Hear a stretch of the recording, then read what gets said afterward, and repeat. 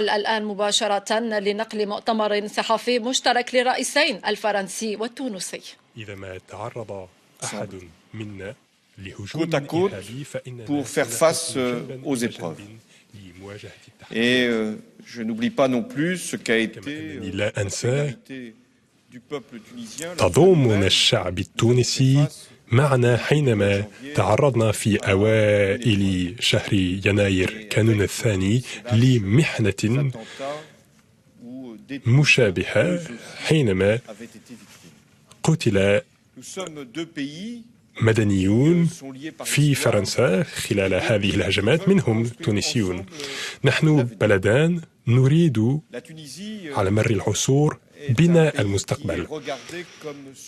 ينظر إلى تونس على أنها البلد الذي ولد فيه الربيع العربي، وكما قاله الرئيس التونسي فلا بد لتونس أن تنجح في إنجاز ربيعها، ومن مسؤولية فرنسا أن تواكب فرنسا مع احترام سيادتها في اختياراتها لكي تحظى تونس بالدعم الكامل لإنجاح تنميتها. أود أن أشيد بجهود الرئيس التونسي.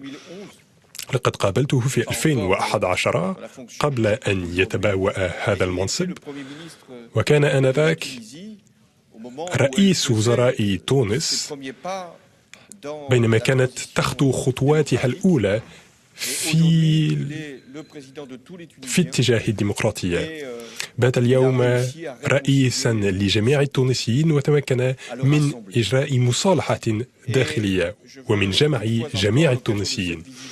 أود بمناسبة هذه الزيارة أن أثبت له أن فرنسا قادرة على إجراء تعاون مثالي كما تحتاج إليه تونس، سواء في مجال الأمن ومكافحة الإرهاب، حيث أننا أطلقنا هذه السياسة الأمنية منذ عدة أشهر، وتهدف هذه السياسة إلى تأمين الحدود التونسية وتبادل المعلومات المخابراتية. كما أننا في المجال المالي سنتمكن من تحويل 60 مليون يورو من الدين التونسي، وهذا يأتي للتعبير عما يستطيع التعاون المالي أن ينجزه، لأن هذا التحويل سيمكننا من تمويل العديد من المشاريع. كما أننا أنجزنا العديد من المشاريع في تونس، وسنستمر في دعم فرنسا المالي لتونس، ولكن لا بد لفرنسا أن تنجز المزيد، أن تحشد جهود أوروبا وجهود المجتمع الدولي من أجل تونس. كما أن الرئيس التونسي سيشارك في اجتماع مجموعة 7 لكي تترجم الأقوال إلى أفعال، حينما قطعنا على أنفسنا أن نساعد تونس بعد أن شهدت ثورة. كذلك في مجال الثقافة عقدت اتفاقية بين وزارتي الثقافة، وسندعم ثروتنا المشتركة المتمثلة في متاحفنا. أخص بالذكر هنا متحف باردو الذي تعرض لهجوم إرهابي، والذي يعد من أجمل المتاحف في العالم. فتعاوننا في هذا المجال سيكون مثاليا، كما أننا سنؤيد الابتكار والتنوع الثقافي والقيم التي تحملها الثقافة، لا سيما المساواة بين الجنسين والحرية. كما أن تعاوننا يشمل المجال الجامعي، حيث يدرس 15,000 تونسي في فرنسا، قدوة بما فعلته فخامة الرئيس قبل أعوام. ونريد لهذا التعاون أن يكون عاليا من حيث الكمية والجودة، سواء في الدراسات أو في البحث العلمي، وذلك بفضل الاعتراف المتبادل بالشهادات، كما أن ثمة جانبا اقتصاديا وسياحيا لهذا التعاون. إذن هذه اللحظات وبهذه المناسبة في مجال السياحة فإننا واثقون بأن النشاط السياحي سيستمر في تونس، فهذه ثروة تونسية تتشاركها تونس مع كل زائرها، كما أننا تطرقنا إلى مسائل دولية، لا سيما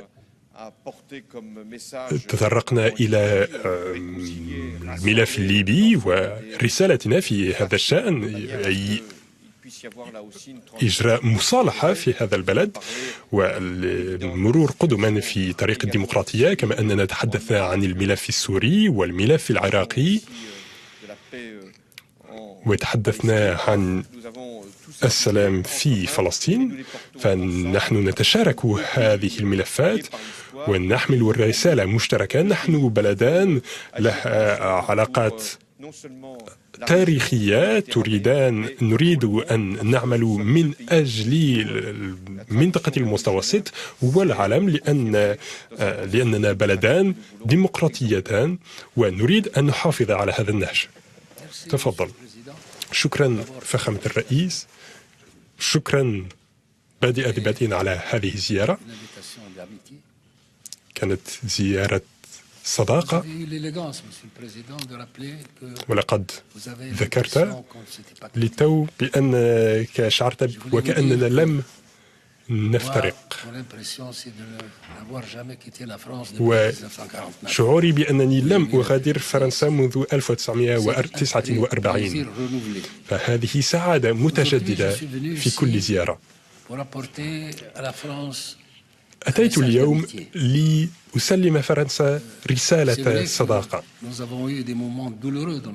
صحيح أن تاريخنا كان مشوبا ببعض اللحظات الأليمة، إلا أننا تمكنا من تجاوزها. فحتى فترة الحماية الفرنسية لتونس لمدة 75 فانتهت بشكل سليم، ولعلها الحالة الفريدة في التاريخ التي يتمكن بلدان من إنجاز ذلك. لقد ذكرت للتو أننا أجرينا حوارا مثمرا وتطرقنا إلى العديد من المسائل المطروحة، ولكن يسهل بين فرنسا وتونس أن نتحاور، لأنه كثيرا ما تتوافق آراؤنا، سواء على صعيد المسائل الثنائية أو الملفات الدولية. صحيح أن بلدنا يمر بفترة مهمة وفريدة من نوعها. قمنا بثورة،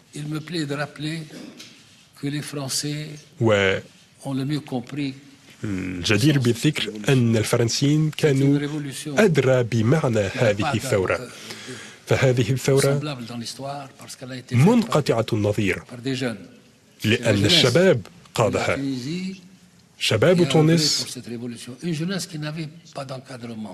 لم يكن يحظى لا بإطار ولا بقيادة ولا بإيديولوجية ولا مراجع إسلامية ولا سياسية. كانت هذه الثورة قامت من أجل الحرية والكرامة بما في ذلك من جوانب اجتماعية. فبلدنا يضم الكثير من العاطلين عن العمل، ونواجه مشاكل الفقر في بعض المناطق، وكما أن ثمة مناطق نائية مهمشة، ولا يزال الطريق أمامنا طويلا،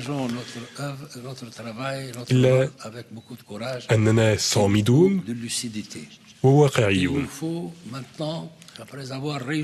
علينا الآن بعد أن قطعنا هذه الأشواط لمعالجة الأوضاع الاقتصادية، فإننا نستطيع أن نقول إننا دولة في طريق إلى الديمقراطية، لأن الديمقراطية لا تفرض من الخارج بل إنها تمارس، وإنها عملية طويلة ستؤدي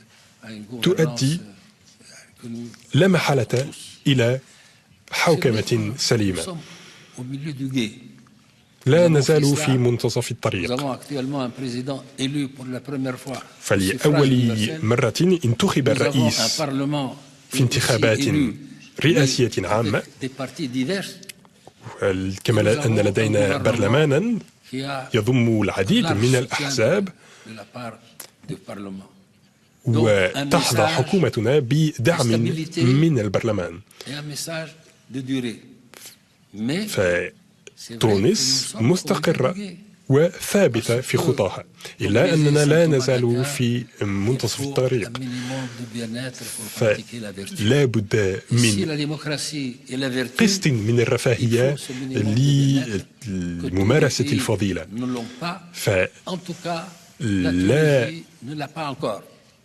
لم تتمكن تونس من تحقيق رفاهة شعبها. لذلك سنستمر في التنمية الاقتصادية والاجتماعية، والهدف الأساسي هو ضمان الأمن أمن جميع مواطنينا ومكافحة الإرهاب. وكما قلت فخامة الرئيس، فإننا صامدون في هذا الاتجاه، ولا بد أن نتضامن مع بعضنا البعض لمواجهة هذه الآفة، حيث لم تشهد تونس آفة مشابهة في تاريخها. ففي منطقتنا للأسف شهدنا آثار هذه الظاهرة الإرهابية على صعيد الإقليم، وباتت هذه الظاهرة تمتد لتصل حتى إلى فرنسا، فما من دولة بمنأى عن هذه الكارثة. إنها مشكلة عامة، مشكلة تونسية وفرنسية، فنحن كنا ضحية للإرهاب.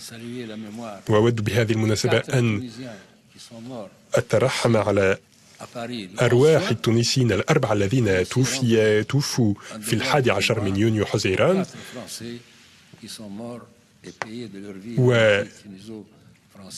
وبهذه المناسبة أترحم على أرواح كل من قتلوا في هجمات باردو. حضرت إلى تونس وأشكرك على ذلك، كما كانت تونس ممثلة في مظاهرات يناير. على الصعيد الاقتصادي يبدو لي أنك ذكرت مجمل هذه الملفات، سنواصل على طريق التعاون الاقتصادي والأمني، فهذا ليس مجال اختصاصي، بل إن الدستور التونسي ينص على أن هذه الملفات تعود إلى رئيس الوزراء.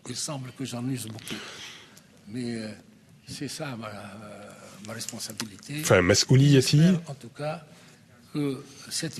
هي في عقد علاقات طيبة مع فرنسا، وأتمنى أن يزداد صداقتنا بين بلدينا متانة وقوة،